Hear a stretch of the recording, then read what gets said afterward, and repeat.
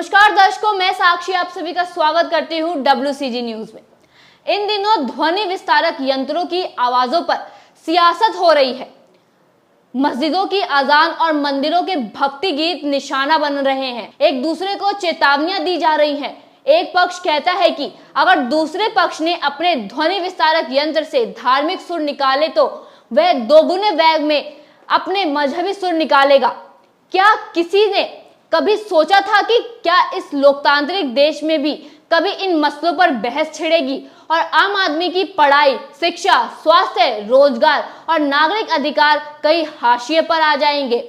भारत की स्वतंत्रता के समय केवल 18% आबादी साक्षर थी।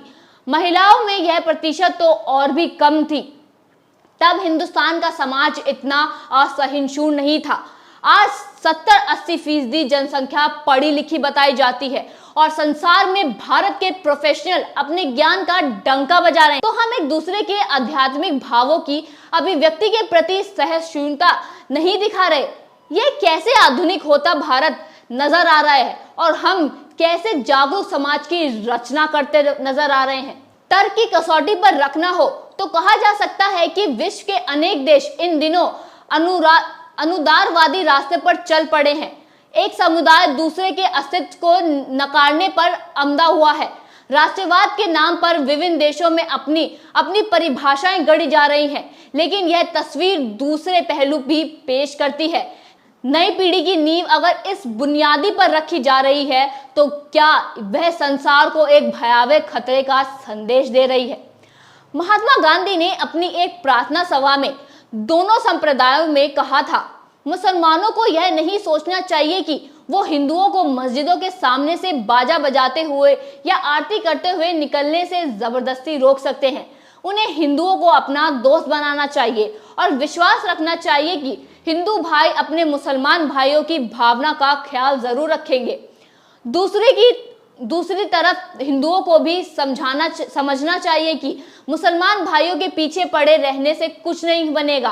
गांधी जी ने अपने संपूर्ण लेखन में इस मुद्दे को बार बार उठाया। गांधी वांगमय के भाग 24 के पृष्ठ 156 पर गांधी जी कहते हैं, मस्जिदों के सामने बाजे बजाने और मंदिरों में आरती के मुद्दे पर मैंने काफी सोच विचार किया। जिस तरह गौ हत्या हिंदुओं के लिए सूक्ष्म विषय है, उसी तरह आरती और बाजे मुसलमानों के लिए। जिस तरह हिंदू जबरदस्ती मुसलमानों से गौ हत्या बंद नहीं करा सकते, उसी तरह मुसलमान तलवार के दम पर बाजे और आरती बंद नहीं करा सकते। उन्हें भी हिंदुओं की भलमन साहत का भरोसा करना चाहिए। एक हिंदू होने के नाते मैं हिंदू भाइयों को सलाह देना चाहूंगा कि सौदा करने की भावना न रखकर उन्हें मुसलमान भाइयों की भावना का ध्यान रखना चाहिए। मैंने सुना है कि कई जगह हिंदू भाई जानबूझकर चिढ़ाने के लिए ठीक नमाज के वक्त आरती शुरू कर देते हैं। यह विवेकहीन और अमैत्रीपूर्ण कृत्य है। मित्रता तो यह मानकर ही आगे चलती है कि उस मित्र की भावनाओं का ध्यान रखा जाए। फिर भी मुसलमानों को हिंदुओं के बाज़ जोर जबरदस्ती से रोकने की कोशिश नहीं करनी चाहिए। मारपीट की धमकी या मारपीट के डर से किसी काम को ना करना अपने आत्मसम्मान और धार्मिक विश्वास को तिलांजलि देने जैसा है। पर जो आदमी स्वयं की धमकी से नहीं डरता, वह अपना व्यवहार भी ऐसे रखेगा जिससे किसी को चिढ़ने का मौका ना आए और संभव हुआ तो वह ऐसा अवसर आने ही नहीं देगा।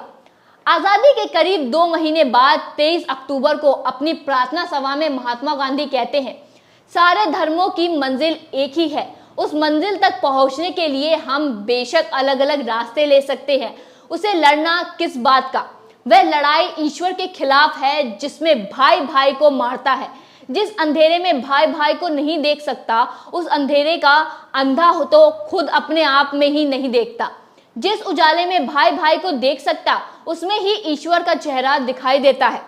जब भाई के प्रेम में दिल भीग जाता, तब अपने आप ईश्वर को प्रणाम करने के लिए हाथ जुड़ जाते हैं।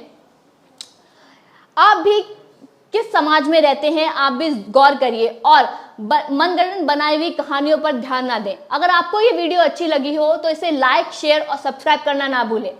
तब तक मैं चलती हूँ। बाय।